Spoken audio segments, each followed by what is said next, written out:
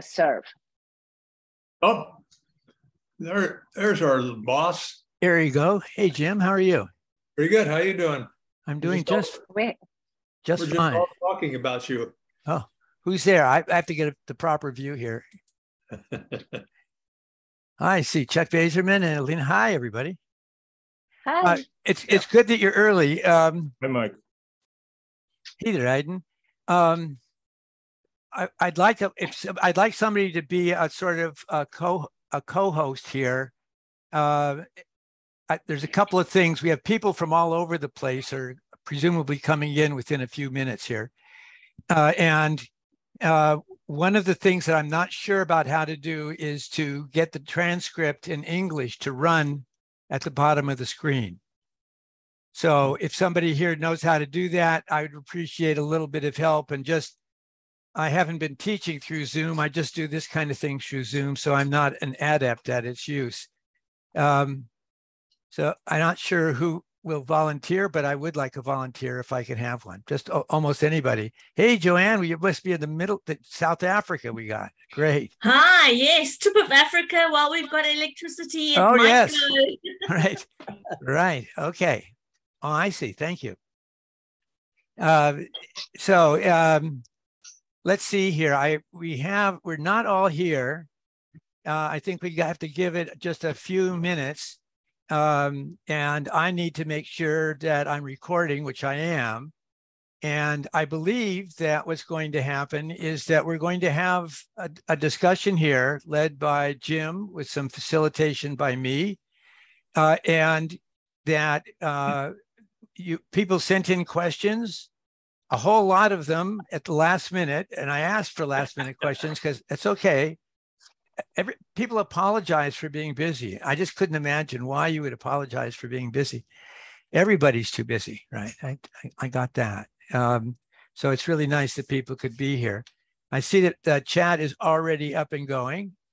That part is working just fine. We have, Jim, I sent you a few days ago the questions I had at that time. So you've had a chance to look at those. And we've had a number of interesting comments and questions come into me this morning. So I just shifted from compiling them all in a single file to joining the group here. Mm-hmm. Let's see, we have 14. I think we might expect like 25 or so people coming into the conversation at one point or another. Is somebody, maybe we go around, everybody can see each other's names, but I'm sure you don't know each other. So maybe just to say a couple of words about where you are and orient us to your participation here. I'm going to call names going left to right on my screen, which starts with Alina Lamper-Scheppel. Oh, I'm sorry. What am I supposed to do? You're supposed to introduce yourself briefly. Alina Lamper-Scheppel. I am in New York City. I'm in charge of a large master degree program in childhood education and special education. As Jacques Carpe used to say, Vygotskyism is a way of life. So I'm trying to practice that. Okay, thank you. I'm going to skip over you, Jim. Chuck Baserman? Yeah, Chuck Baserman, just retired from UCSB in education with a career focus on writing. Its history, its psychology, its sociology, its activity, its learning, development over the lifespan, everything about writing. Right. Great to have you here. Aydin. Hello, everyone. Aydin Bal. I'm a professor of special education at the University of Wisconsin-Madison. My research is focusing on building school-university community partnership to address racial disparities in school discipline and special education programs. I'm interested in also future making and systemic transformation. Mm-hmm. Catherine Lanouette. Hi, everyone. I heard about this through Jasmine Ma's Interaction and Activity Lab list, and I'm currently in Virginia, where I work in the field of education, specifically looking at children's science education, and the interplay of emotion, place, and data, how those all kind of come together. And I'm just excited to be here. Thank you. Tim? Hi, everybody. I'm Tim Jedalbayev-Reimer, and I'm a former student of Maria Falkman. I just got my degree from the HSC Moscow, and I'm now back in Holland. And we did a project on cultural historical approach, transformation of cognitive human functioning, language representation mostly. Thank you. Przemek?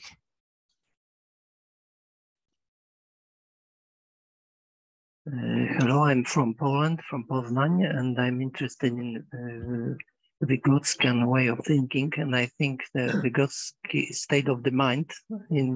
So I'm interested especially in social context of development. It's everything. Social context, not conflicts. Marietta? You're muted. You're muted. Unmute. There you go. Sorry. No problem. I'm also in the Netherlands, like Tim, and I work at Utrecht University. I think my interests are too broad to summarize, but if we talk about the paper today, my focus would be mostly from the perspective of polarization and conflict, and how to counter those from our common science of learning and education, let's say. Yeah. Okay, thank you. Larissa? Hi, everyone. I'm Larissa. I'm speaking from Brazil. I'm an assistant professor here at Federal University of Uberlândia. And I work with applied linguistics. So I'm very interested in language learning in general, outside the classroom as well. I'm very excited to be here. Thank you. Great, thank you.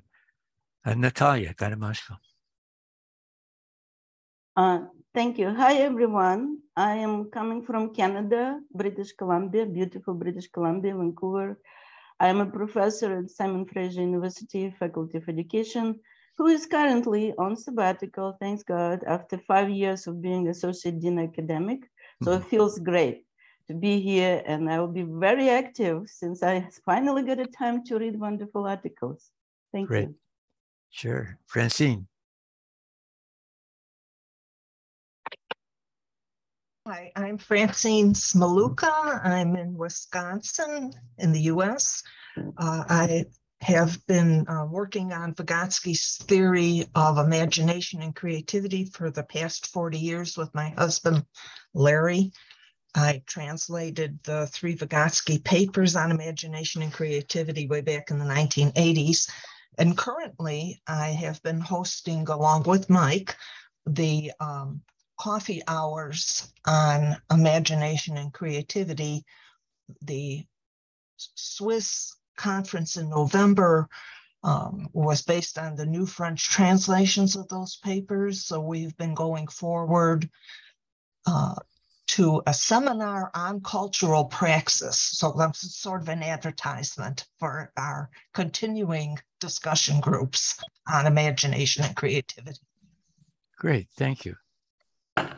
I'm sorry, now I'm named the young man in the center of my screen in a red plaid shirt because the nice scrolling that was put in blocks your name and I can't see it. Sure. So I'm Chris O'Stroden, just recently finished my PhD in learning sciences about a year and a half ago at the University of Calgary, Canada, and I'm now a new lecturer at the University of Leeds in the UK as of a month ago. Congratulations. So great. Thank you. Sure. Peter, you walked in, we're just introducing ourselves and we're just on time to sort of start the procession. Say a word or two about yourself. Hey, everybody. And hey, hi, Jim. It's so good to see you after all this time. My name is Peter Smagorinsky. Oh, and to other people too, but we're fine, Peter. Okay, so my name is Peter Smagorinsky. I'm recently retired, 2020, from the University of Georgia, and I've been trying to figure this stuff out for a long time, and plenty of people on this call have been very helpful to me in doing so. So I'm still trying to figure it out, and that's one reason I'm here. Okay. Well, all right. So why don't we just, if by my clock on my screen, it's just about the advertised time of starting. And so I just very briefly, I want to say a few words about the context that we're doing this in, and to thank everybody for being here. I mentioned before that several people said, "Oh, I'm sorry to be late because," and you know, it's just we're not living. We're all living beside ourselves in some way, right? It's that kind of time. So I think we have to be very forgiving of each other's slight imperfections in getting things done on time. Speaking for myself, at least. And I'm just grateful when people can put in the time. So with that, it's just great for all of us to have Jim here to talk with us. And I don't need to tell you, whether you're a beginner or an old timer, that Jim has been absolutely central to the exploration and dissemination of cultural historical psychology ideas. Yes, of course, the work of Vygotsky, but he was also instrumental in publications by Luria and explorations of many of the associated lines of work that we've come to associate with socio-cultural historical types of psychological research. And the talk today is titled Habits of Collective Memory. From the feedback that I got, I should let everybody know here that there are people here who have not read, they've read the article, but not the literature. So the article was not that easy for them to sort of grasp in its whole and its parts. It could be followed in part, but not entirely. Others who do quite well what they wanted to ask and ask fairly complicated questions. And I've forwarded the questions that I'd received as of a few days ago to Jim. Those from this morning, you're going to have to rely on me to kind of introduce or just invite people to talk about them. And if I feel that something has been left out from what the questions that have come in, maybe people who at the last minute couldn't make it, and there have been some cases like that, person who's ill, I'll try to represent the other voices in here to make sure that this is the kind of multi-voice discussion that the circumstances we're in require. And I don't think I need to elaborate on those. That we could do for a later time. My expectation, Beth will correct me if I'm wrong, is that the materials from this coffee hour will be posted on Cultural Praxis, and that if you join Cultural Praxis, which I recommend that you do, it would be possible for you then to comment on the paper and on just to continue focused on Jim's paper. And one of the concerns with discussion groups that are very broad, we can see this even in our discussion on imagination and creativity, the thigh bone is connected to every other bone in the body one way or another. And so conversations tend to get quite broad. The effort here is to try to keep things focused. And if they go broad, to create something other than a coffee hour, a discussion around this with this supplementary discussion, but rather to do what Francine and others are doing with the imagination and creativity coffee hour, which has yet to be posted on Cultural Praxis, but presumably will be. And then they've created a seminar, and the seminar will use Cultural Praxis and its aegis, I don't know, its imprimatur, its facilities to carry on the discussion. So this is all a part of trying to build up discourse that will be useful for people. One of the comments, I'm going to end with this and turn it to Jim. One of the comments reminded me of something that I probably reminded Natalia of, because she was the one that reminded me of this for this occasion. And that is the remark by Milan Kundera near the beginning of his incredible book, Book of Laughter and Forgetting, that the struggle of man against power is the struggle of memory against forgetting. So I think that's not a bad, with the struggles over memory that were going on in the world today, I think that's probably a pretty good introduction. We now have about 10 people who have come in the last 5 minutes or so. Hi, everybody out there. We're kind of getting started now, and Jim Wirch is going to speak to us, and we'll continue the discussion from there. If you want to be called on, please just use the facilities to raise your hand. And I'll do the best I can to be inclusive of everybody. Oh, the door behind me is closed. That's good. So Jim, you're on. Hello, some very familiar people for some long years actually now, and some new faces here as well. So I'm really delighted to see all of you and meet some of you and reconnect with others. And I was thinking, I'm just going to say maybe 10 or 15 minutes, and then we'll open up the questions. Because I've read through the questions that Mike passed on to me, and drawn some general response that I want to start with, but then let's see what you really have on your minds that maybe or maybe won't get covered by this. In general, everything I do here, but also in my 1991 book, How Nations Remember, I consider it to be very much a Vygotskian enterprise. It doesn't show up that way. It's not about, it doesn't say Vygotsky. It does say now a narrative approach in addition to How Nations Remember. But for me, the key is, and I couldn't get here without this key, the key still is semiotic mediation. And the sign forms I'm really interested in now are narratives. This, of course, comes with a lot of cultural baggage and a lot of political concern and anxiety right now. And so I'm trying to get to work on some of the things that really concern a lot of us, and more generally as citizens. So narratives as cultural tools is central to what I argue here, and it makes it difficult for people from other disciplines and other backgrounds. I'm not talking about you folks, but others.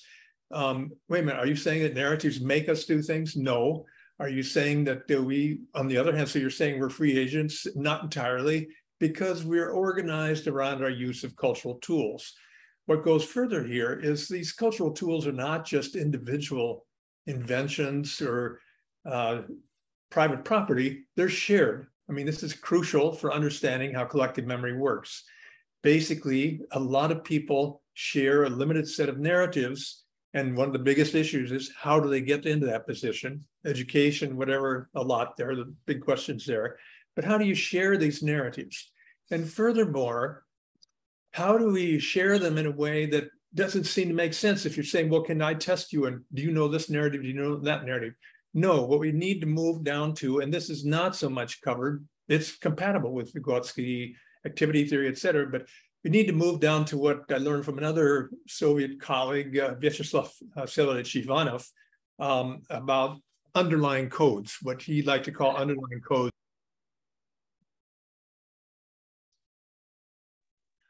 So the point here is what we share. Yes, we do share specific narratives, and by a specific narrative, I mean narratives that have concrete information about actors, dates, times, places. But more importantly, and more hidden, and hence for that reason, more powerful and more resistant to change are these underlying narrative forms, which I call narrative templates. So let me give you an example of how I got to this point. It came from my experience living and working in the Soviet Union before and after it was in existence. And I did a lot of earlier work looking at, but just hanging out for the most part, there's a crucial thing here, with Russians who would know everything, for example, about World War II and know much more than I did, including many times they knew more than I did about American participation in World War II. So it was not a matter of information that was a real issue here.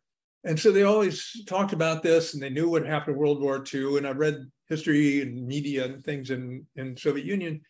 And then came along the breakdown of the Soviet Union, the breakup of the Soviet Union in the early 90s. And my colleagues just went crazy. Now they could collect all kinds of things they never could collect before.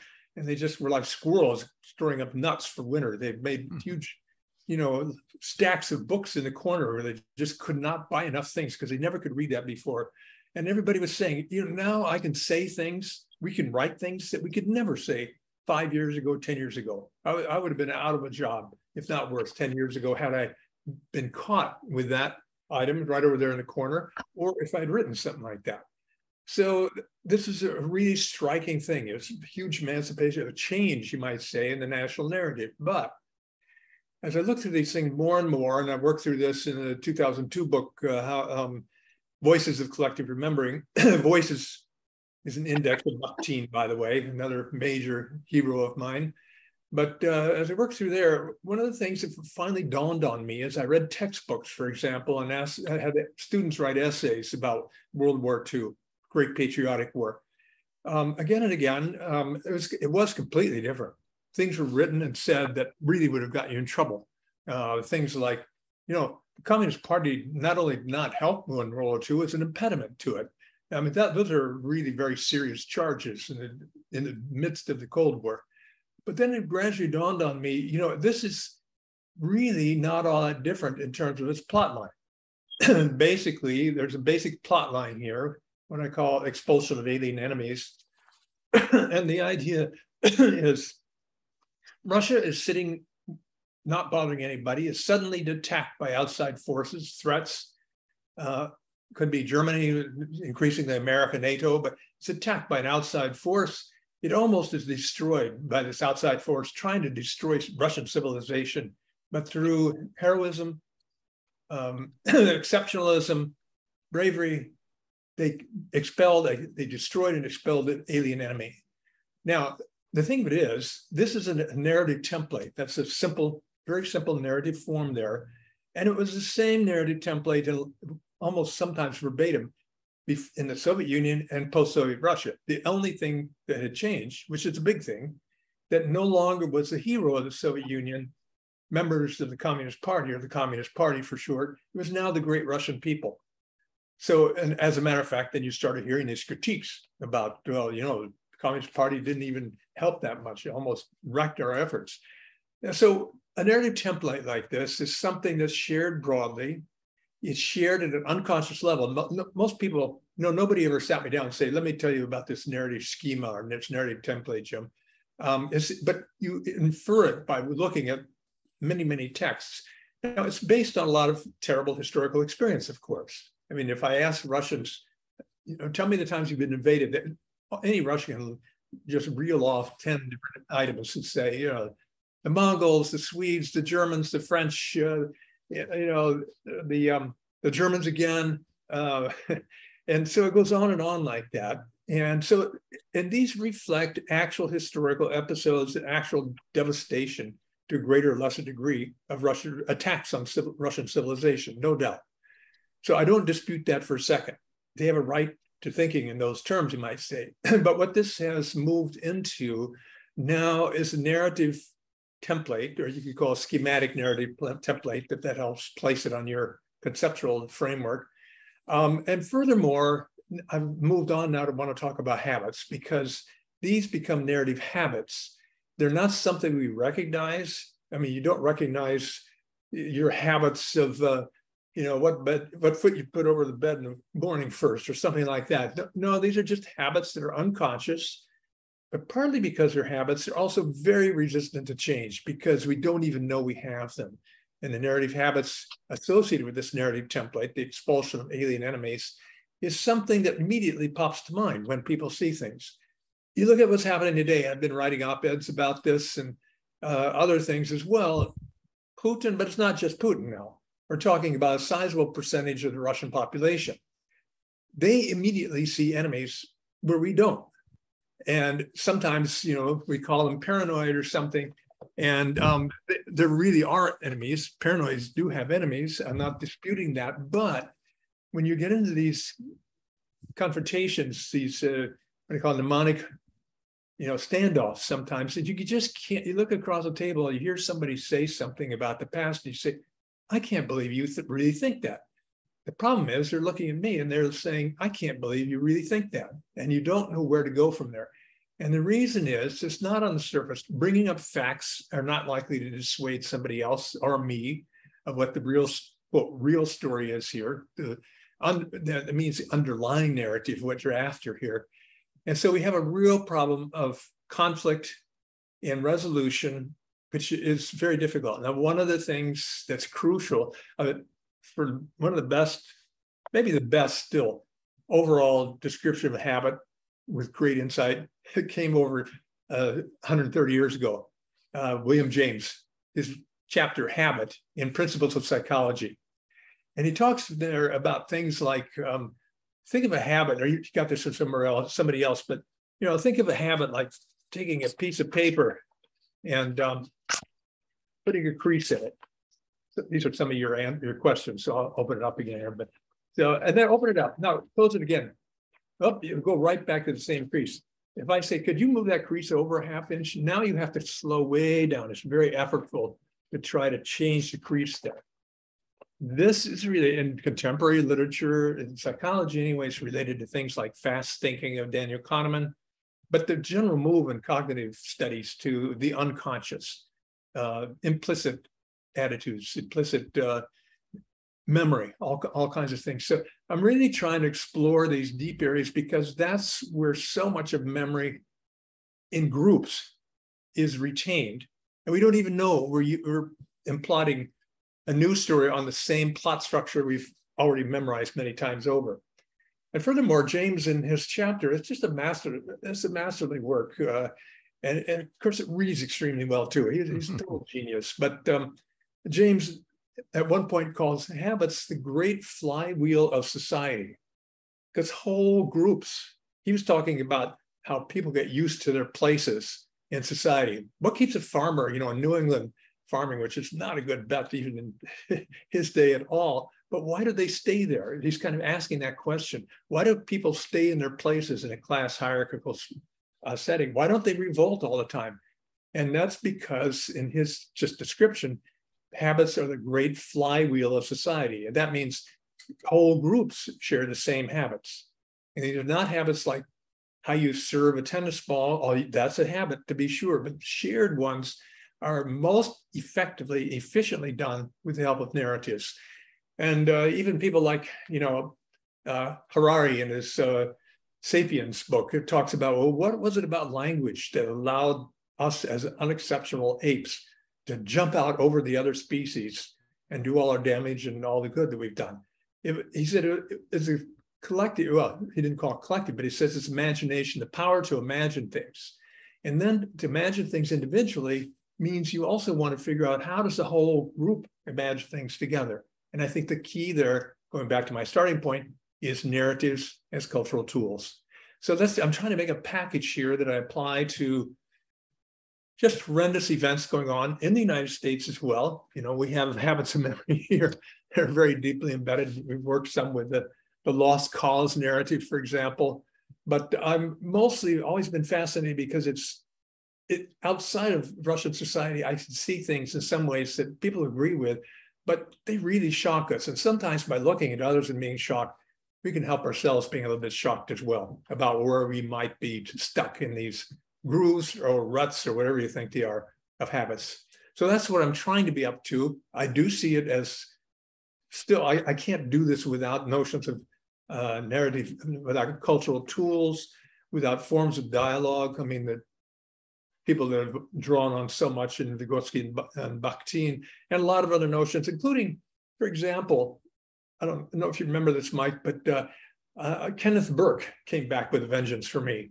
He had this wonderful little paper that Mike introduced me to. Hey, you ought to read this because you're going to be in Com 100. You're going to have to cover this. So I did. And I put it away and I came back decades later.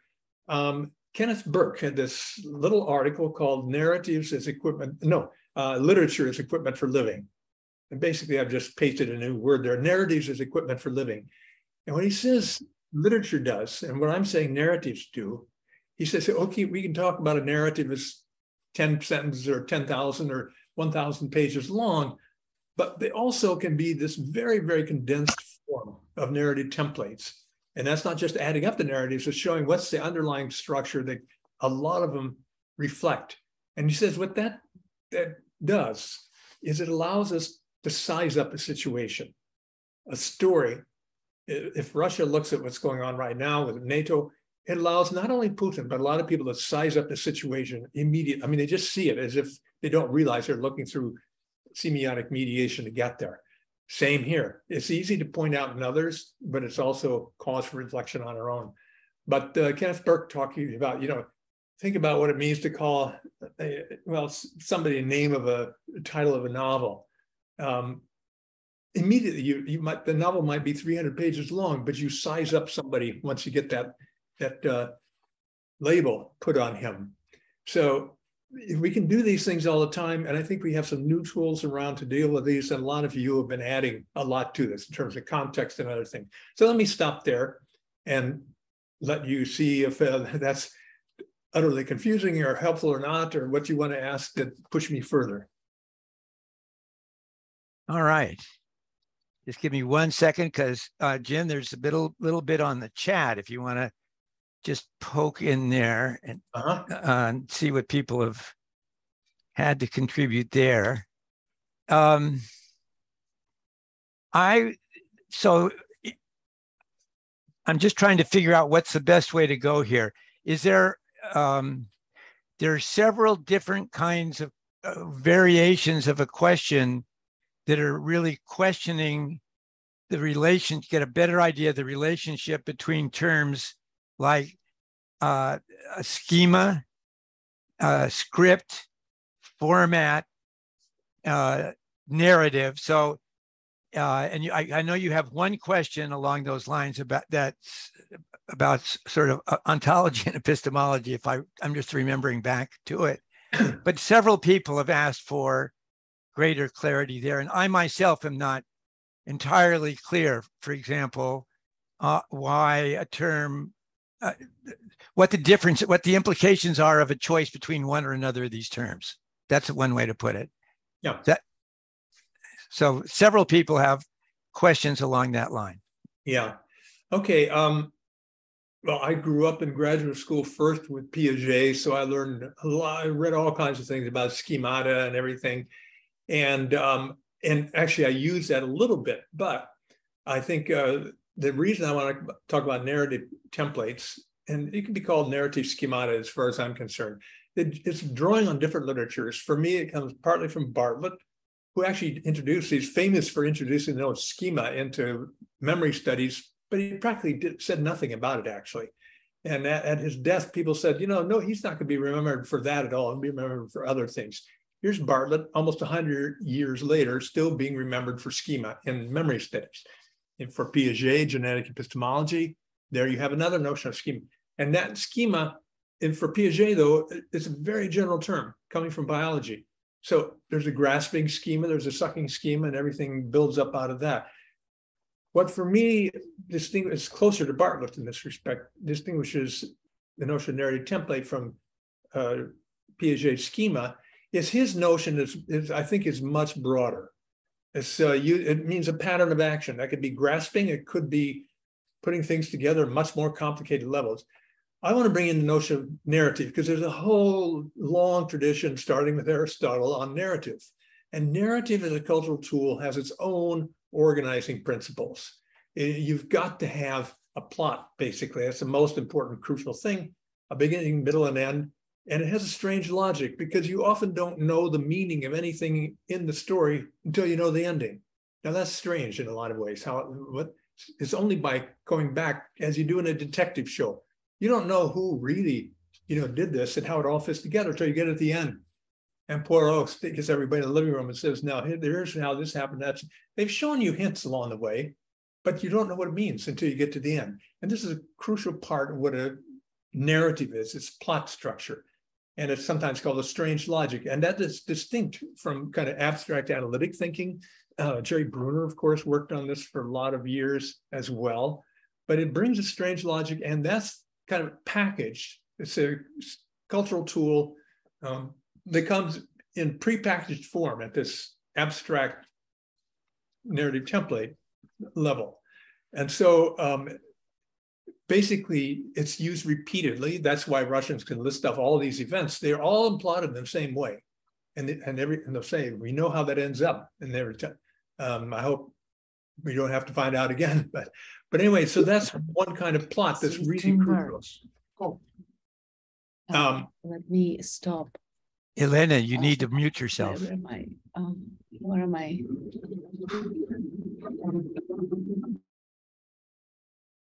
Jim, go ahead. Okay, so anyway, plot narrative templates, and they could be called narrative schemata, but I'm trying not to drag in all the other literatures to have a focused discussion on the things that really help me make sense of what's going on in national memory in Russia and the United States. So it's a variety of reasons from a variety of sources. I don't think there's an inherent clash between narrative template and a narrative schema. Frame, somebody else raised. A frame, I think, at least as I understand it, and all these terms get used all different ways, of course. But frame is not necessarily a plot. It's a procedure you go through. And it's a procedure. Keep coming here. I really want to stay in this seminar, but I can't, I guess. Okay, Elena. I guess she's talking to us. It's not clear. Okay, go ahead, Jim. So anyway, yeah, there are a lot of different ideas, but I would challenge anybody, and that's why you don't see me really try to define template. You find me trying to use examples to lead us to what it means. But same with schema. Schema is an extraordinarily powerful analytic tool in psychology and all kinds. But ask somebody to define a schema, and we can find, if we got 25 people here, 25 people here, we can find 25 people saying, yeah, but does that count? And you can't answer that question, I think. So it's a schematic knowledge of what schemas are, I think, among other things.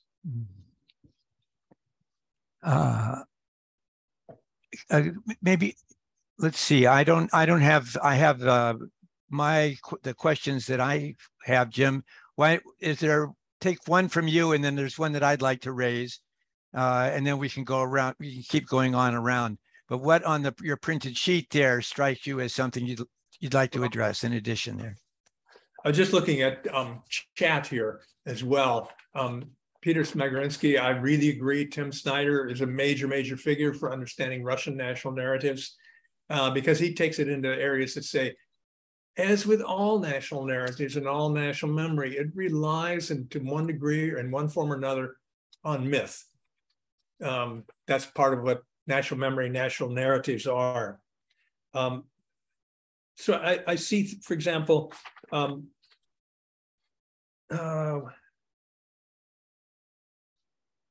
don't know who wrote this, but there's a question here on the printout. I got your questions. The narrative schema invoked is a Protestant work ethic.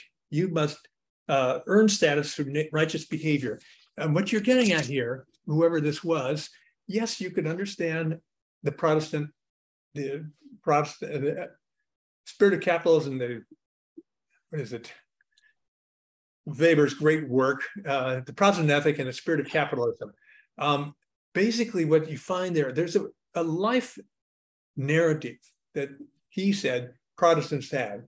And this is a different kind of narrative though. When we get to an autobiographical narrative, but this is also a different sort, I see two different sorts, two categories of national memory and national narratives. One is this narrative template. These are events that happen, they finish, you only know what they mean after they're over, et cetera. But it can't be a template unless it's repeated more than once. But there's another, what's the moral philosopher Alistair McIntyre calls an aspirational narrative. And this is like an autobiographical narrative. This is so, any of us might ask, what's the story of my life? And what you're asking, what do you aspire to? And how do you implot that? The difference is, unless you're more spiritually higher level than I, you don't know the ending. We don't know the ending of our own life. We aspire to something, but that nonetheless, so it's a one-time narrative line. It's like an autobiographical text. And nobody can write the final chapter of their autobiography. It was something that's bothered people from Nietzsche on. But so the point here is another kind, and I think the Protestant ethic as a narrative is an aspirational narrative. It's not that you see a whole bunch of Protestant ethics being worked out in different places in the world. In general, what you're talking about there is a narrative that you aspire to, and that applies to nations as well. So America has an aspirational narrative, or at least we thought we did, but it's all about the city on the hill, the more perfect union, quest for freedom and opportunity. Russia has an aspirational narrative, and that's where Timothy Snyder comes in. Yeah, as an aspirational narrative of leading the world to pure Christianity, as a mission.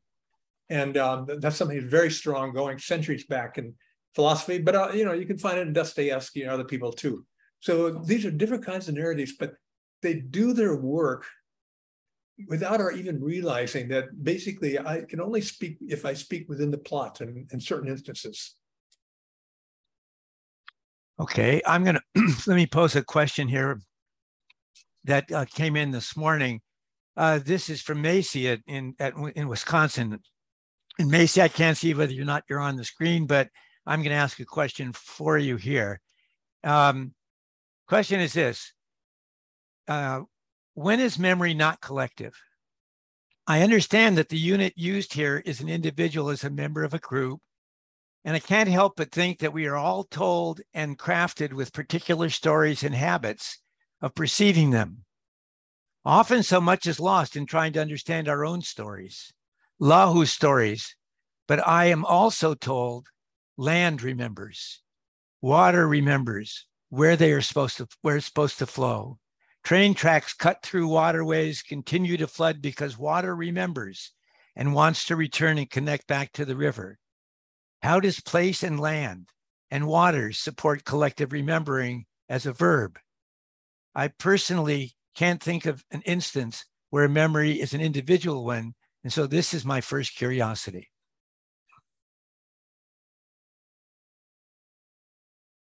That's for you, Jim. Yeah, it's a double-barreled question, really good one there, I think.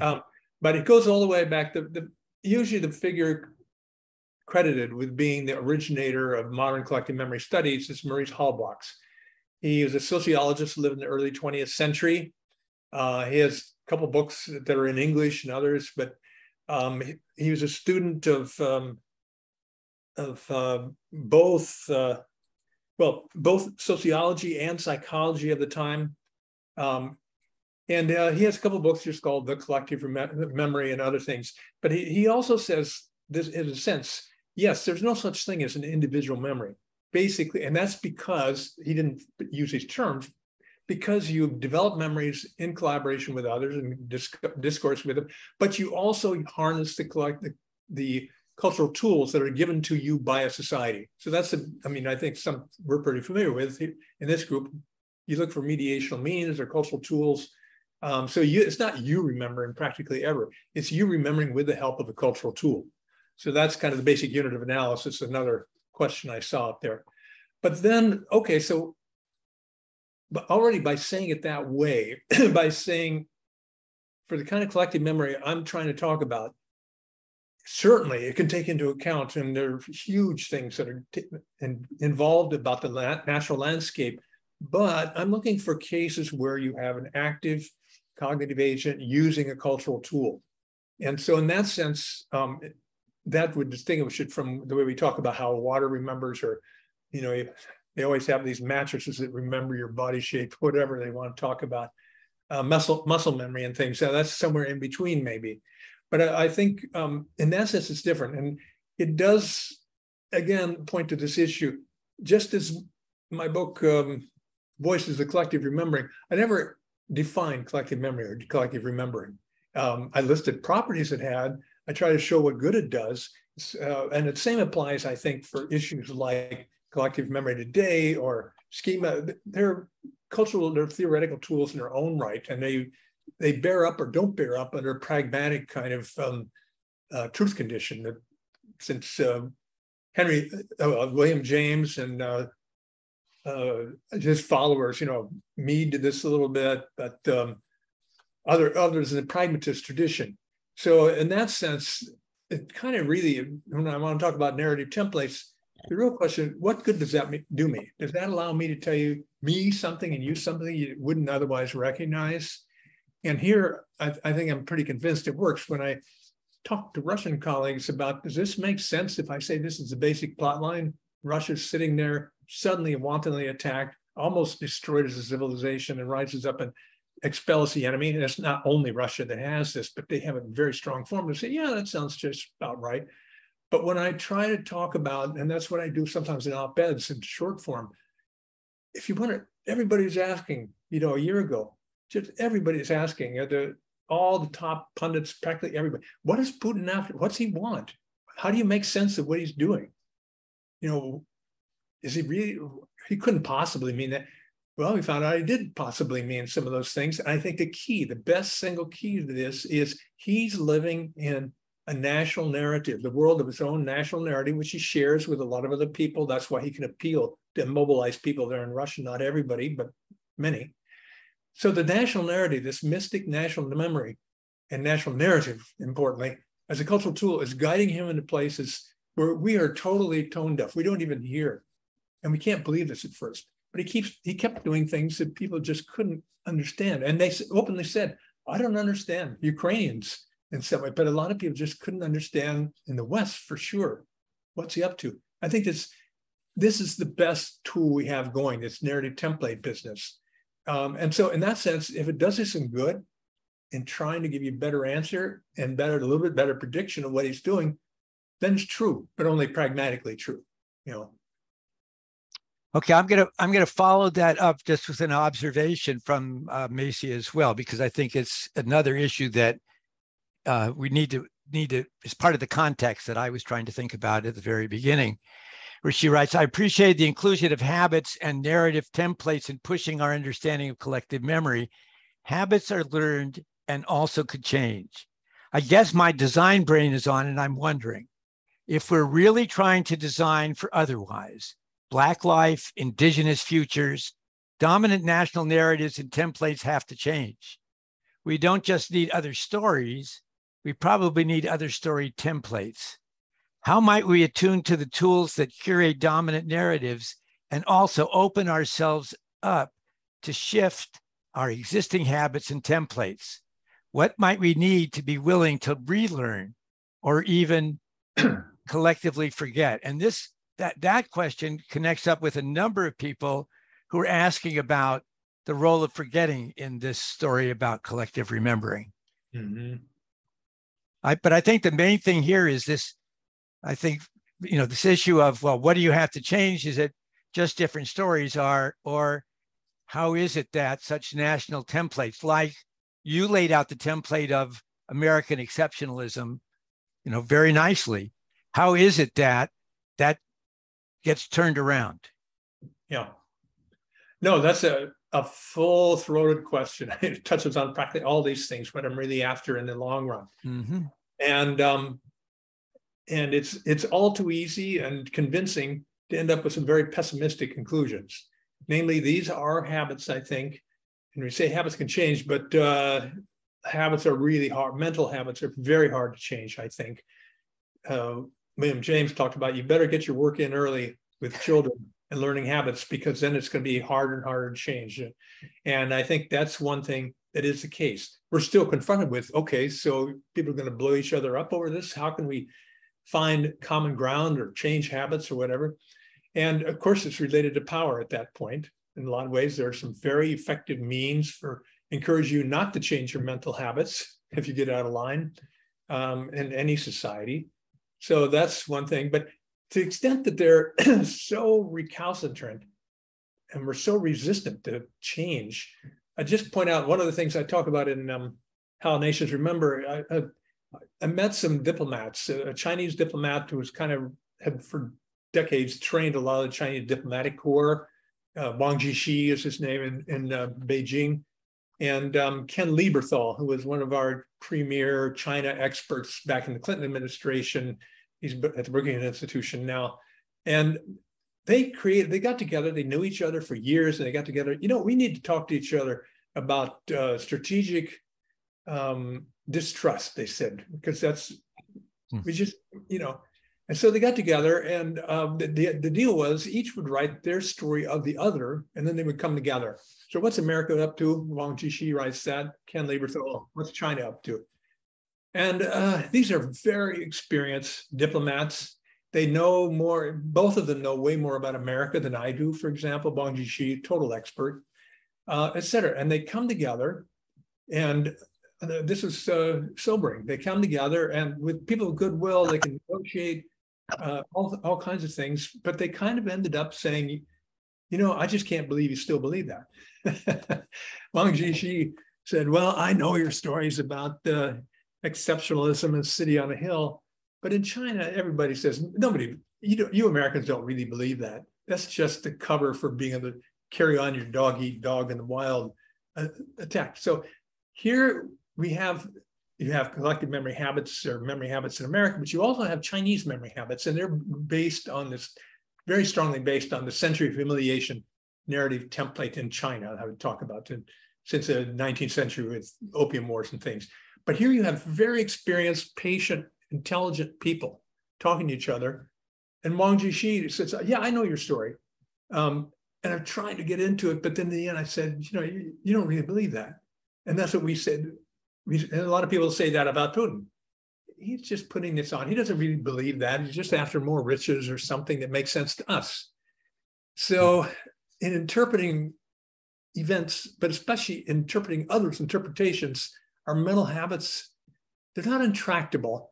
And I think they do change on occasion, but it's the million-dollar question.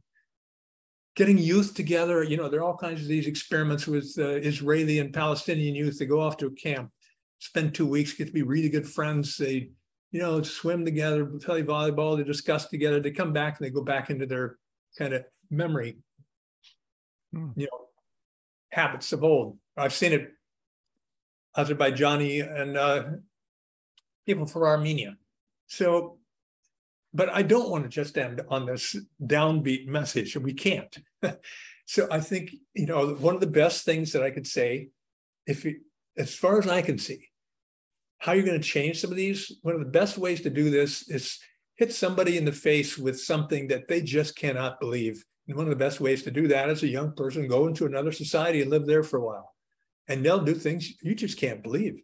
But then after a while, you realize they do believe this. And I think what we're after the long run is not to transcend our mental habits. I don't think we can do that, basically, our national narratives. But we can gain a great deal more humility about the limits of our own. So I might never become a good Russian, but I have much less faith in what I used to know was true, absolutely true, after I've encountered wonderful friends, smart people for decades. Same with Chinese. And you can say, well, it's partly putting yourself in the other shoes, but you also have to recognize the narrative habits that kept you in your shoes and make you very resistant to stepping out of that. So I think this kind of confrontation is one of the best things, starting early and teaching habits, big deal, and maybe some other things. But this is the biggest question. It underlies everything we're after here, that I'm after anyway. Mm-hmm.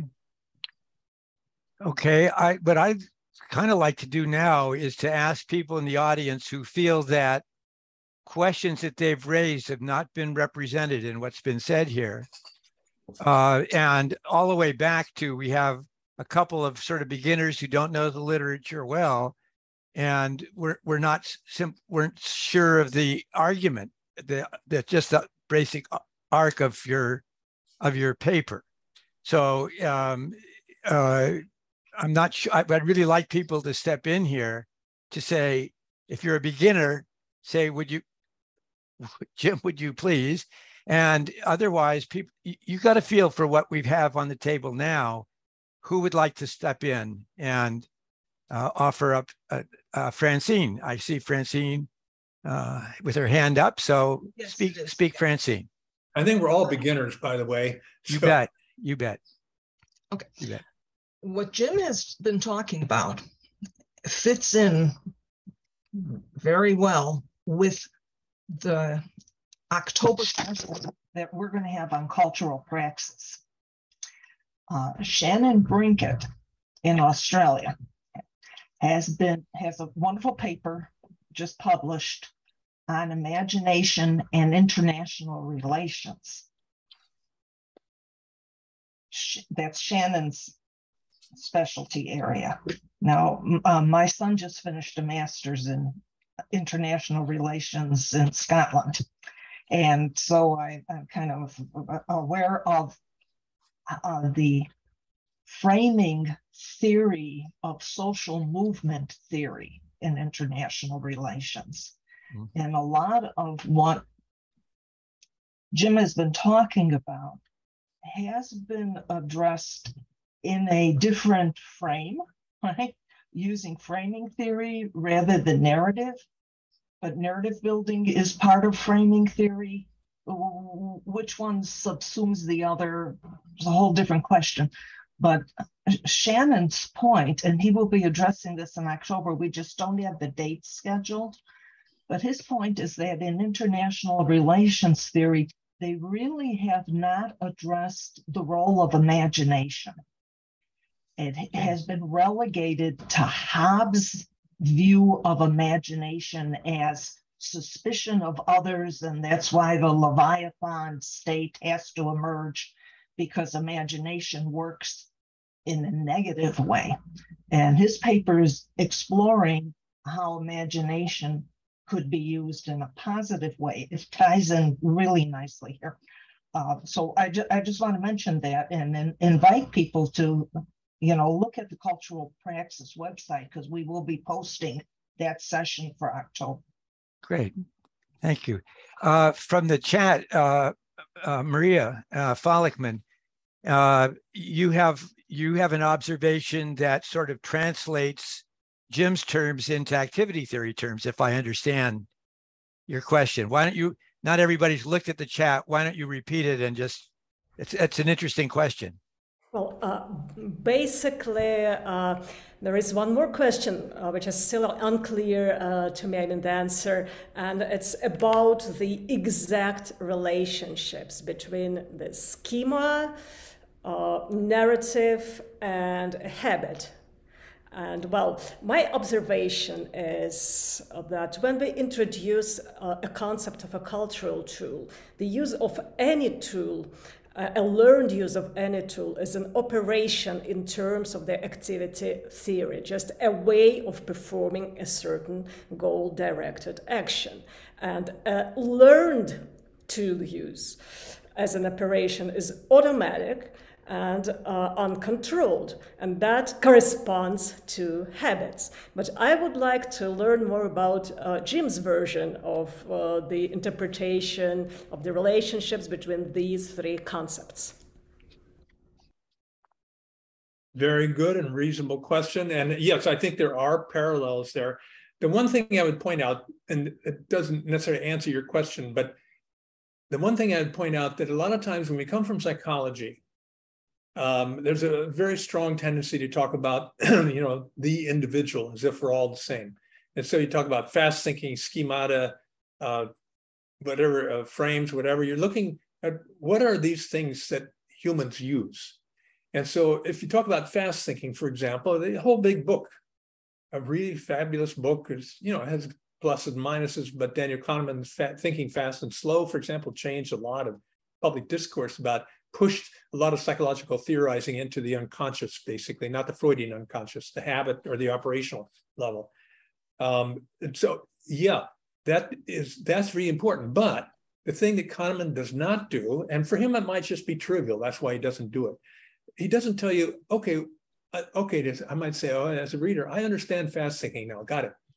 It's just somebody sitting on an elephant. The elephant really does all the work for us. And we think we're guiding things, but we're only guiding a little bit, whatever.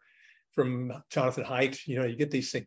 But what I'm really interested in is, how does the fast thinking of one society differ from the fast thinking from another? And that could be just applied problem for somebody like Kahneman, maybe. In a lot of ways, I'm coming from the other direction. That my stage of life, I want to try to find something that makes a difference for things that could get us all blowing up, even if I have to borrow and catch as catch can in a lot of ways. Mm-hmm. So I think the parallels you just mapped out there with activity theory, the levels, yeah, I remember those old days of studying that, trying to figure it out. And it's more just an accident. I didn't go back to it again because I really got caught up with this. There's this whole other literature. It's extremely rich and powerful on narratology, narrative theory, and I'm trying to incorporate here. And it's not, I don't think it's antithetical. Yeah.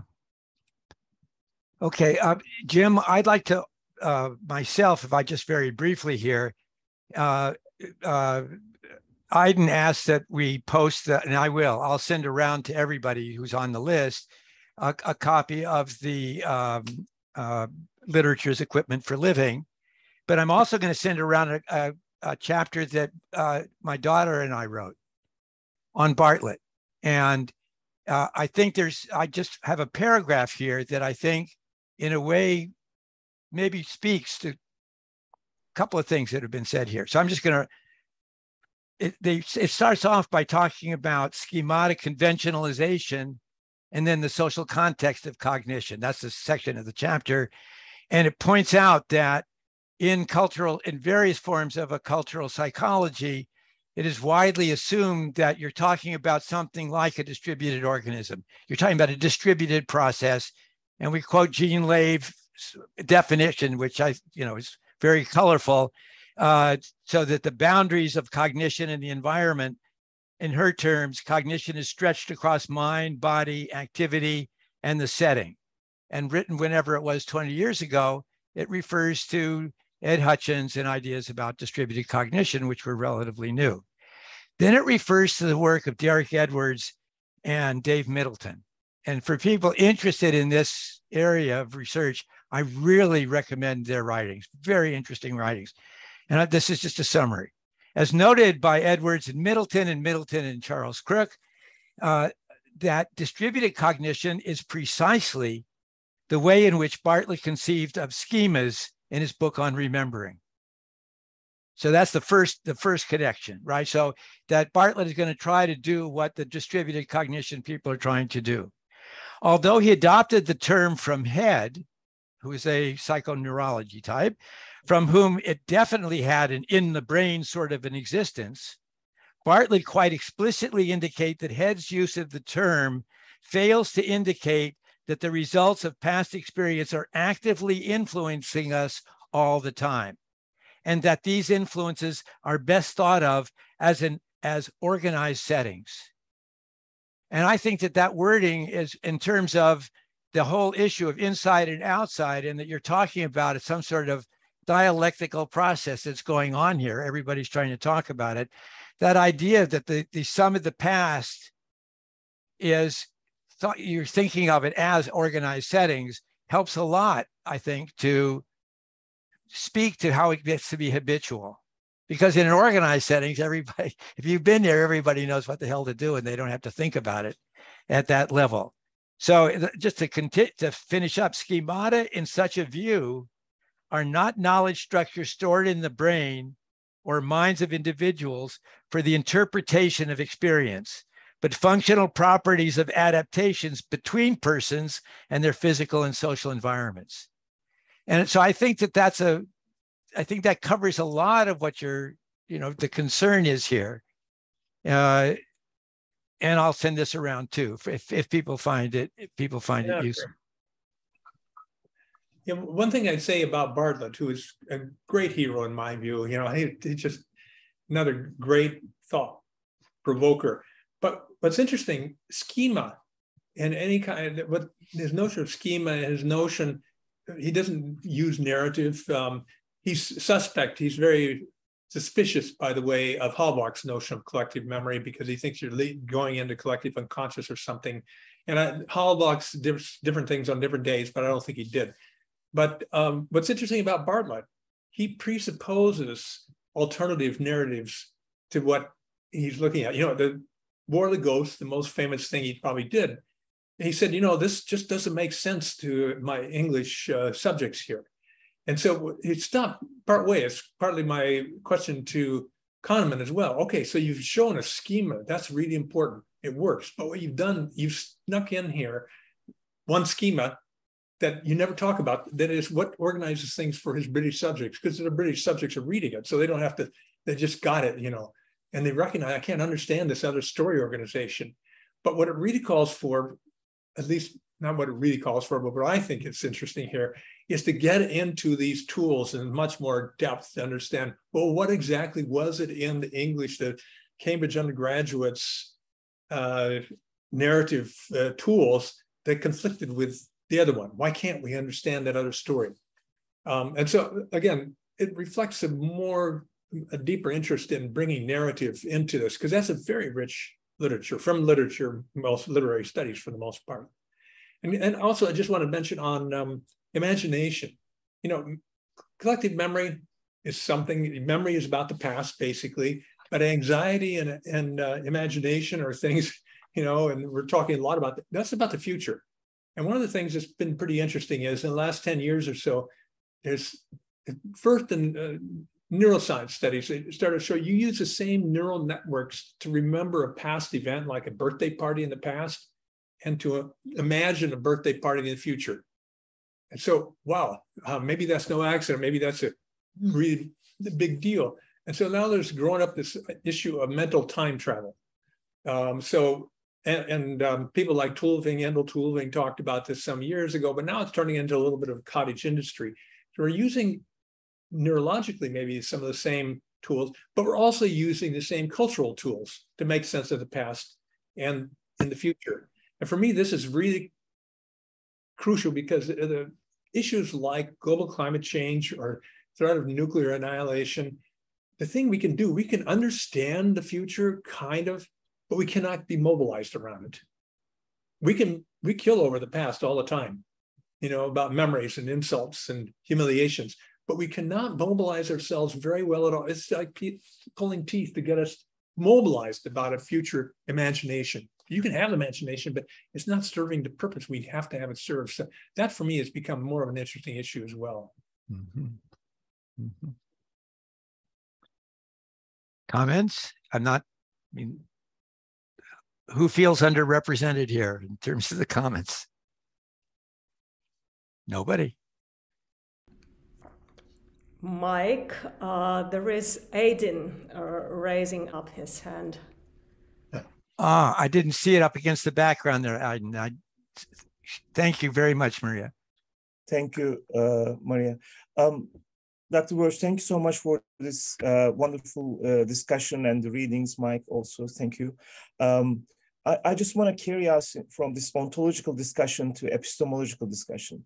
They may not be separated, but let's follow this, pragmatism element. And what is the unit of analysis in your work?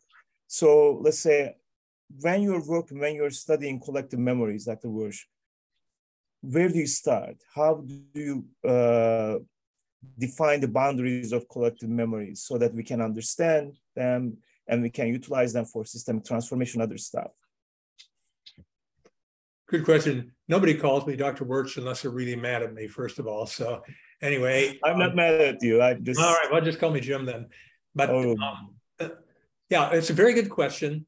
And again, my tendency would be to duck the question in the sense that, in general, I'd say I'm interested in the psychological end of this in the sense, so I take the active agent using a cultural tool, a narrative. That's the unit of analysis.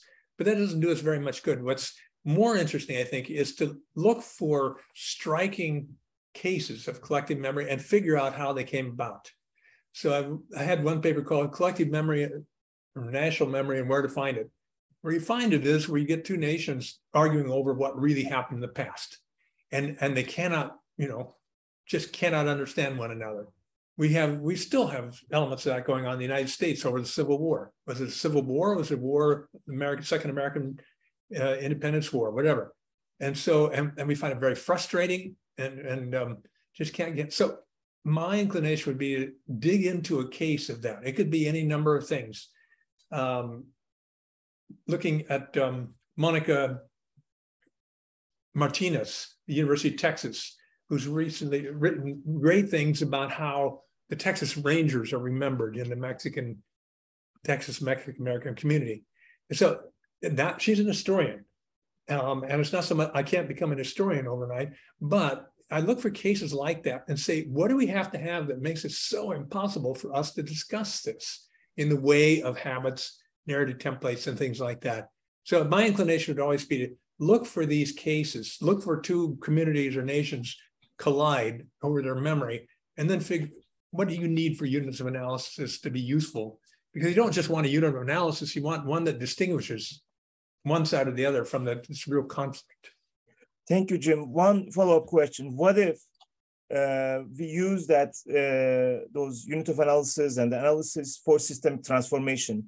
In our work, we work with multiple stakeholders, multiple communities in schools, most specifically, for example, American Indian community and the white settlers are attending the same school, teachers, educators, administrators, community members are coming together and design the future of the school, which means that their memory work is not over there to reveal. And for us, as researchers understand, we are in that process.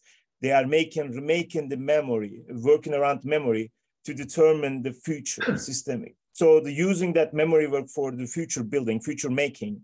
In that regard, what do you recommend for us?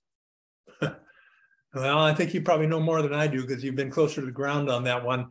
But it does, again, it depends what the ideal outcome would be, the aspiration. I was talking to a young woman the other day who, one of our students here at Washington University, her mother is from a very traditional Chinese family who come over and lived in the States their whole lives. They're very professional. And her mother then married an Irish guy who ended up being an anesthesiologist. So he's pretty educated too, you might say. And the Chinese parent, the mother, the grandmother, disowned this young woman's mother because she married outside of her racial category. So you say, wow, that's really something. And so for her, though, what's interesting in this respect, for the Chinese mother, she did not speak to her own child in Mandarin. And she said, when people ask you, when you walk into Chinatown, are you Chinese? You say, no, I'm an American. And so this is an old aspiration for immigrant. I mean, it's maybe outdated, it oppresses people in all kinds of ways, to be sure. But anyway, that's one kind of aspiration. You could also, what we obviously really wanted is we could say, we're American and we were made up of a polyglot, polynational group. And we're proud of that. That's what makes us strong. So diversity is what gives us strength rather than pulls away from. And that's where we're really, really stuck these days, convincing people that we get strength through diversity. Instead, some people are ruining things. You go back to stuff that's being said, on Fox News and elsewhere about we don't need to let any more people into the United States because they're going to rob my group from us voting. This can go back to Madison Grant, 1916, who wrote a best-selling book called The Passing of the Great Race, who was a big friend of Teddy Roosevelt, of the Carnegies and others. This was just natural mainstream thinking at the time. Prestige, the power structure. Today, it's just unbelievable if you read this kind of thing. So that these narratives also continue to lurk in the background. Sometimes I'm tempted to talk about these things, the narrative templates as, zombie narratives. You think they're dead, but in this narrative template form, usually you can't say this stuff out loud, but if you can reason in accordance with it, say, where did that come from? Well, it's not dead. Okay. Andrew has his hand up, and I think we'll go to that. Jim, you might take a second and just scan the chat because there's some interesting questions in the chat also. And Maria asked also for an opportunity to make a comment. So go Andrew and then Maria, and then we'll see. Jim, this has been great. Thank you so much. This is really interesting. I study ethnogenesis and youth development in South Africa. And so, this is pretty interesting. I've also been doing a deep dive lately into narrative theory for some work I'm doing on ethnodrama. So there's some methodological interest for me here as well. But I think my main question, let's just say that my questions and my comments, I really enjoyed the paper, by the way, kind of cluster around kind of like the intellectual map, I suppose, of where your framework fits in with others. And maybe I'll start by saying that, so I was a student of Maurice Bloch at London School of Economics, and he was a huge fan of Bartlett. And I know his students have used a similar framework as well, but he talked about how to use those ideas in an ethnographic context. So, for example, the idea of chunking. And so I was kind of led to wonder if some of that work might be of interest or kind of work its way into your analysis. I had a couple of other questions too, just briefly. Have you talked or thought about Quinn and Strauss cultural models? And then maybe just some more kind of general questions about habitus, Bourdieu, or even just like, what about discourse? Discourse does a lot of work, and it seems to me to link better to power as well. So those are just some general thoughts. But thanks again. No, those are great. Yeah. I already said that narrative tools have this property of having a plot which has an ending, which tells us what the things mean coming up to it. So that's a commonplace in narrative theory. But an important thing is, unlike attitudes or concepts or sometimes models, we think narratives are true. And that's where we really run into conflict. You know, I just got through telling you what really happened. You know, I had this wonderful discussion once, totally eye-opening discussion with a young Russian when I was young too. And he asked me one night at a party we were having, and he said, "Why did Truman bomb Japan twice in 1945? He said, "Well, the war was almost ended, but there was going to be a huge amount of bloodshed. The Japanese, maybe more than Americans. So he used the bombs to stop the war and shock them to stop the war, and it worked." And he looked at me and said, "This is one of those cases." He said, "You can't really believe that. Everybody knows he used the bomb to intimidate Stalin. No other reason." And there's historical evidence to back up both of these. But we walk around with these different narratives. These are specific narratives about a particular event. And the thing of it is, they're not attitudes. I couldn't just at that point say, well, I guess you just have a different attitude. You know, and immediately you put your boxing gloves on and say, well, no, that's just not true. And we try to fight narratives with facts. Facts don't work against narratives in a lot of ways in this sense. The plot line is not a fact. So that gives those tools a specific thing. And it distinguishes, you know, Bourdieu, habitus, all those ideas are fabulous. But I'm really focused in on how do we get into these conflicts and how might we get out of them? And one of the drawbacks, you know, a constraint, it's not an affordance in a positive sense, but a constraint of narratives is we think they're true. And we really fight over this, of course. Think about the discussion we have in America with Trump's supporters and things like that. It's just not true.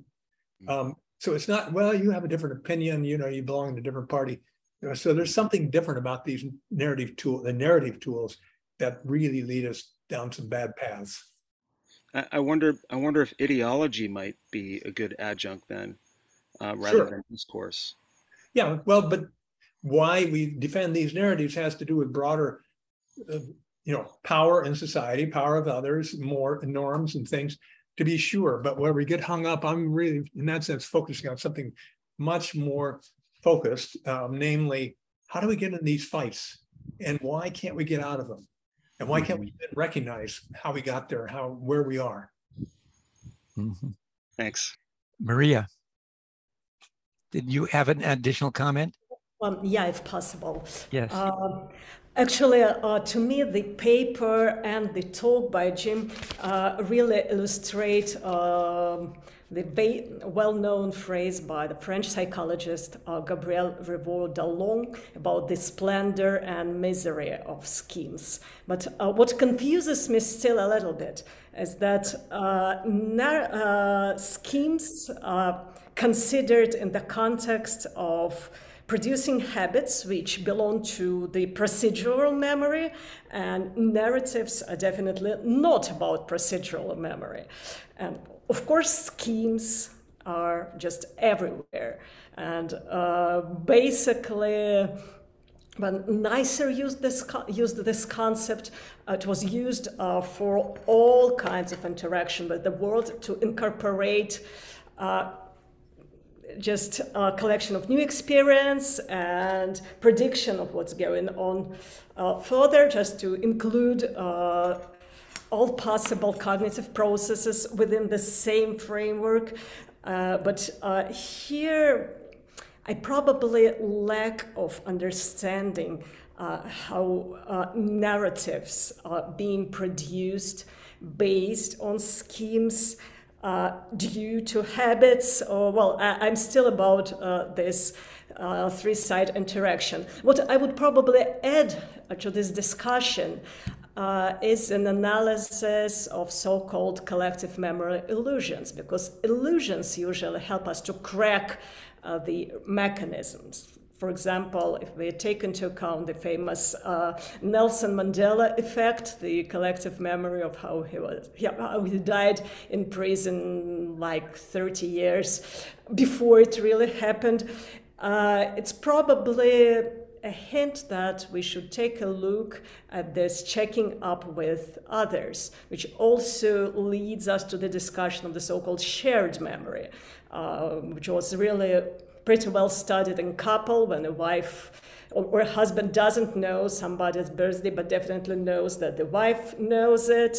And it was really well studied in Google effects of memory studies, but not in the framework of the collective memory. And here probably what might be of use are studies mentioned in the paper, like those based on the culture situated cognition framework by Daphne Oyserman, which is basically the checking up of your habits, including memory habits, with the wider cultural context. But what I'm really interested in is probably like a graphic model of how all these things are interrelated. Yeah. Good luck. Yeah, no, just one reflection, a quick reflection on what you just said there. Collective memory, although individual memory, follows this other thing as well. Go back to Henry James. He said, memory is not just about the past, it's about my past. Same with national memory. This is part of an identity project. Memory, national memory is not just about the past, it's about our past. And that's partly what makes us who we are. Right. Peter, you got to turn up. Yeah, there you go. I had to figure out how to unmute. So, Jim, earlier you referred to Jonathan Haidt, and I don't know if the rest of you are familiar with John, but he's very interested in in emotional life. He's actually an evolutionary psychologist, but he's looked at the role of emotion in all facets of life, and that's something I haven't heard you talk or write about, because you were contrasting, say, the MAGA version of American history and mine. And what Haidt would say is that that these are grounded in deep emotions more than that the narratives are built on. So I'm just wondering if, because I just haven't heard you talk about emotion except in a passing reference to Haidt, which means you're familiar with that. So do you see a role for that in your sense of narrative and memory? Yeah, but only indirectly. The main thing I take from Haidt is the notion that so much of our moral judgment is done, you don't even know you're doing it. It's a form of fast thinking. He uses slightly different terms. It's grounded in emotion. But we get really exercised. But the quickest way to make us exercise a lot of times is to tell us a narrative that we say just is not true. And so in that sense, it's related, but it doesn't look for grounding in emotion per se, I guess. Yeah, several people had questions about the links here to emotion. So that's a good question to bring up here. You might, Peter, write down a reference or something and put it in chat for John Haidt, so people won't know it.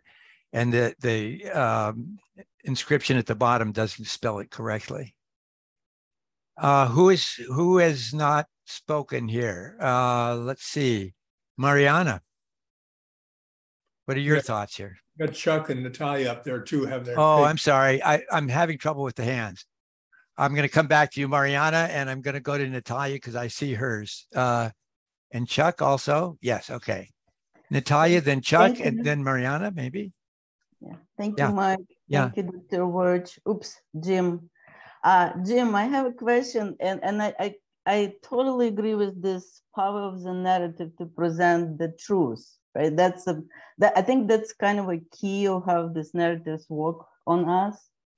But going back to Brunner's idea, I got it when I read Brunner classic papers that there's two types of minds. One is a narrative mind in society, but how about these paradigmatic minds, like sort of connected to systemic thinking and concept and Vygotsky idea that if only we can educate people to be critical, systemic minders, maybe narratives will cease to be that powerful, because it seems to me, I mean, I always thought about paradigmatic idea as an ideal for society. And you only talk about the habits and narrative minds only, as if there's no other ways to contemplate the environment or, the problems and stuff. Mm-hmm. No, Brunner's distinction, he used it for a while and kind of didn't use it much, but I find that really useful. And I do use it because it's important to understand there are ways to represent the past without using narratives. For example, there are so-called chronicles that some historians and philosophers of history talk about, Hayden White. But once you put things into narratives, they take on a particular form with their own logic. Brunner was also talking about this paradigmatic or logical, mathematical kinds of forms of cognition. They're not narratively organized in the sense that you don't have a plot, you don't have an ending. If you learn that 2 + 2 = 4 and you ask, well, what came first, what came second, it's senseless. They're in a timeless word. Whereas narratives always take temporal events, organize them, grasp them together into a plot. And it's just a different way of thinking. It's much more natural than the other also. You don't have to go to school. We've never seen a society we've encountered that didn't use narratives. Plenty don't use calculus to this day, like increasingly in the US, I guess. But anyway, I think that's really important. And I think that would be great. And that's in a sense what we're all trying to do here, use some kind of abstracted analytic thinking that could get us out of the ruts of narrative thinking. But that's again where you just run up. That's why I said it just in passing a couple of times. Our first inclination when we hear something and they say it's narrative, this is just not true, is we bring out facts. We do logical deductive thinking, show percentage of these people to believe this. This is pretty ineffective in many of the cases I see. Again, because narratives and national narratives are identity projects. And so you're asking people to go through logic. The logic, I don't like to say it trumps, but logic overcomes national narrative is a very hard process. By the way, narrative truth, other people have looked at this in philosophy, narrative truth is not like logical deductive truth. You cannot deduce the ending of a narrative. It's a judgment in a Kantian sense. It's somebody has to make a judgment how you grasp these things together, and that leads us to power then. But those are not things that are covered in the other. So it's a very, at least by contrast, and I'm a little wary about how effective we can be to use this really abstract logical analysis to fight the power of narratives. I wish I weren't, but that's where I am. Chuck? Oh, you're muted. You're muted. Sorry. There you go.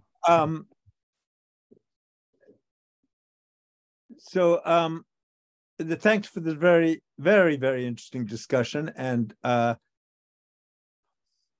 it certainly helped me place your work and the issues more clearly within the psychological literature, which I have a less deep understanding of.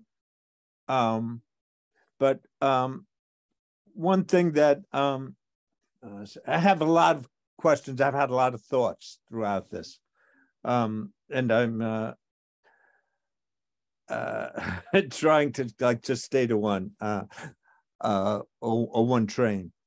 Okay, so I think this discussion has been a lot of it's been concerned about issues of national identity and national cultures and the geopolitical conflicts we're engaged in. And I imagine, although I don't know, that collective memory often is formed around that too, because of the kind of obvious problems that creates. But collective memory happens in all kinds of collectivities and not just the national ones. But even within the national ones, the cases that come up are the ones where there are long-standing national or imperial histories. So the Chinese one is not just the humiliation of the last couple of centuries, but it goes back 2,000 years to this, not just the forming of the empire, but all the structures that were built to construct and maintain the empire, which were then humiliated. Russia, which has a particular religious history, as you tell, and seeing its role, and that's tied to its history of empire, which is a little bit shorter. But the United States has certain a couple of centuries of the American experiment, and who belongs to that American experiment, and what is the moral, ethical grounding of that experiment. In my question, which was like misguided, and I thank you for your kind of quiet informing of me of that in your opening statement. But nonetheless, I was trying to, one of the tactics I was using was trying to move the discussion away from these issues of politics. So I'm going to ask you to either do that or take a very recent nation where there's a creation of a new consciousness or a change of conditions that have led to a readjustment of identity, and not just of identity, not of the narrative particular, but the patterns of habits of narrative that you see, so that we can see different kinds of example, which may then speak to the questions of either one can speak to how do we change what seem to be very large conflicts of not national, but in the United States, it's multiple cultural conflicts of identity. So either way, go either way, but open it up beyond this long-standing national configuration supported by education, supported by history, supported by churches. Couple good points there for me. One, a lot of people say, well, you know, the Russians, they believe that because that's all they've ever been taught. Although I've been in a U.S. Chinese student seminar once where I asked people, how many of you here know about the 1999 bombing of the Belgrade embassy, of the Chinese embassy in Belgrade? All the Chinese raised their hand. No American knew what that was. And the Chinese were upset. They couldn't believe that. It's an insult not to know about it. And the answer they had was probably because it's been controlled out of your media. But at that time, it's 10 years ago, so they could look on Google and, oh yeah, we have it there, but just not. So in general, I think a lot of these things operate more from the ground up. They're ways of continuing narratives of groups that don't, and it's not just top down. The states don't decide this. The states can only decide so much if they have compatibility with underlying national narratives of the group. I mean, it's always a negotiated process you have going there. So, but if you look at a case in the US where there's kind of, it just raised all kinds of hell, the 1619 Project, and it's very much a narrative project. She's not just saying, you know, we need to add 1619. We can, instead of starting 1620, add 1619, and we'll have the same narrative. No, you change the beginning of a narrative, you're changing the whole story. That's what she's arguing for, obviously, in the 1619 Project. So here you see, again, another kind of narrative struggle right within the US, and then there's smaller ones everywhere. So yeah, these things are constantly jockeying for position. And if you bring it home, then you realize, oh yeah, that's really political, isn't it? So I don't know if any of these are apolitical. I don't know if we can. Okay, how about the question of in the United States, some people grow up in families thinking they're business people. Other people think they're professionals, and this is other people, have different affiliate with different collectivities and see the importance of those collectivities and their role in those collectivities. We might interpret them as political ultimately, but they don't manifest themselves directly as political. So how would you, how does your narrative, or how does your argument bear on that? And does that open up a different way of approaching some of these questions? Yeah, I think it touches back on something we said earlier. I don't, first of all, those are not in a very strong sense collective memories, namely, but your imagination of who you are and who you'd like to be, that's part of the narrative, the kind of the stockpile of narrative templates we have in our society. So you can imagine yourself becoming professional or something. If you just take a case like living your life as an accomplished, proud, gay person, that narrative was just not available 100 years ago. You could only, you couldn't make sense of your life, or if you could, it would not be in a good way. So they do change. And if we don't have those tools, we oftentimes think, I had to find myself, and I struggled for so long. Finally, I found my own story, and I'm going to write it. I'm going to tell you but all of us, we're using off-the-shelf technology in one way or another, and it changes over time due to political struggles, et cetera. But it's, neither of my grandmothers could ever imagine being divorced. Neither one of them was, but neither of them could have ever imagined it. It was legal for them to be divorced, but there's no story for them that can help them make sense of their life. Just simply was not available. So it's taking these other things, these aspirational narratives, also help us make sense of our own lives. But those change. So there is change in the system here, but it takes a huge amount of effort just within kind of local identity issues within a single society to make that happen, which is not a good reason not to fight for it. But we tend to get locked in. No big surprise is when somebody has a different narrative and they tell you, no, that is not a story you can have because it's just not true. Yeah. We'll get really locked in. Okay. This is Francine. Francine, excuse me. There are a couple of people who haven't had a chance to speak. I don't want to make sure that they get an opportunity here. And I just want to say something real short. Northern Ireland is a case study to take a good look at, and how Putin won over Chechnya recently. That's all I want to say. Great. Okay. Mariana, I said I would ask you for a contribution, and then maybe Patricia. I'm just looking around at people who haven't had a chance to speak yet. Yeah, good. Yeah. Well, thank you for the opportunity. I think this is a wonderful conversation, and thanks, Jim, for sharing your work.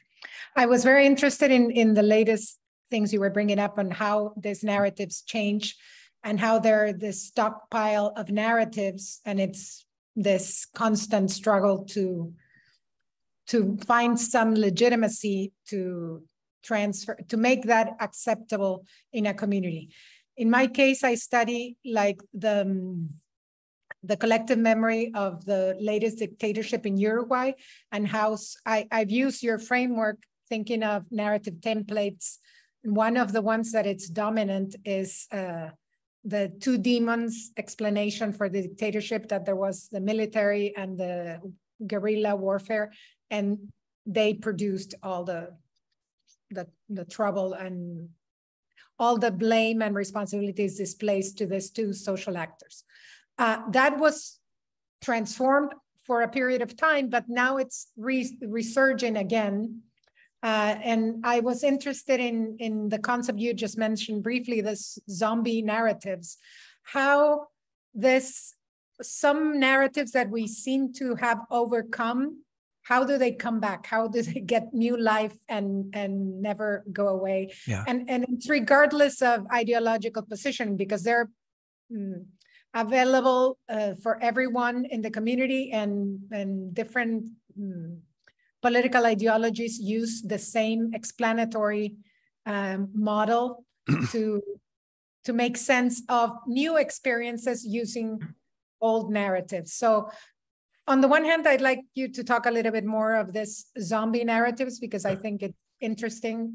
Also thinking in terms of the Irish case, or maybe the even in the US, how Donald Trump was using this Make America Great Again. It's also appealing back to that idea.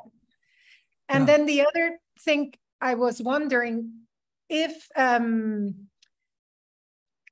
so how do you politically can do some work in terms of narrative to offer new options or to question these narratives? If it's not through logic or facts, what can you do? Are there narrative tools that we can use to deconstruct these established narratives? Or is it only a political struggle? No, I think we can be convincing. I oftentimes encourage students to think about, if you want to have an argument over narrative truth, think about what two lawyers, good lawyers, do in a litigation case. They both operate with the same facts in front of the same jury. They say, look, this happened, then he did that, and she died, and so what happened here? And one has one story, the other has a different story. They're both compatible. This is where the mystery comes. They're both compatible with the facts, but one is much more, we say, convincing, coherent, holds together. Now, that's a kind of logic, kind of going back to the issue of narrative mentality as opposed to logical, mathematical, deductive. And so it's something like that we can do in a fairly peaceful way.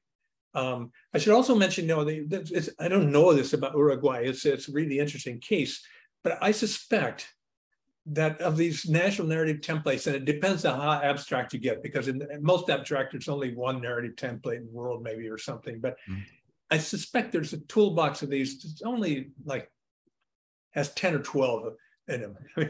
So we can understand the invasion, the expulsion of an alien enemy. So you scratch American after 9/11, they said, that's just like Pearl Harbor. So we can make sense of that, but we don't do it. And so then it becomes an issue. This is a contextual issue of what in the context makes some people bring this up all the time. And we differ in that respect. Right. I'm gonna think I had to bring the discussion to an end here. We've gone for an hour and a half. We've lost some people in different parts of the world. I just really want to invite everybody to feel free to follow up here. And I'm going to try to get this posted on Cultural Praxis as soon as I can. You can check it there. But you can just take the last message I sent and reply all. And I'm going to take that last message and I'm going to send you a couple of reprints of things that came up here. If you would send me or send to the group things that you would suggest. Francine had a suggestion for a relevant reading. I have a suggestion for it. Jim has a suggestion for it. Hopefully we could put those together on Cultural Praxis along with this coffee hour as a resource for people later on to follow up. As just one closing thing, because I think it speaks to a lot of what to do about it, what I really ask you to do is to watch at least the second session of America and the Holocaust by Ken Burns, which played for the first time last night, and which brings back the memory of America First, when it was Charles Lindbergh, an out-and-out Nazi, and the stuff he was saying up against Roosevelt in ways that we've lost the memory of, but which make the MAGA phenomenon just the same old that my dad was fighting in 1938 when I was born. And it is so similar, that it's shocking to the extent to which it's there. But Ken Burns, I think, is a response. It's public money and private money that goes together to speak memory to power. And it's very effective. Here in San Diego, it's going to make me start a campaign to ask, why is Lindbergh Field, our airport named Lindbergh Field, when it's a shameful name to give to an airport in the United States of America, right? That's an effect it has on me, where I'm just saying, hey, communication students here, let's start a riot about why this thing is called Lindbergh Field. This guy was death on wheels. So I think that agency is here. And a lot of you have shown agency in this conversation. I really appreciate it. And we'll see each other online. And maybe next month at another of these coffee hours. So thank you all a lot. It's been a great experience. Thank you so much, Jim, for your time. Well, thank you. You know, it's just, we hope this is helpful for you. That's the idea, that everybody can take away something useful from the conversation. See y'all. Bye. Bye-bye.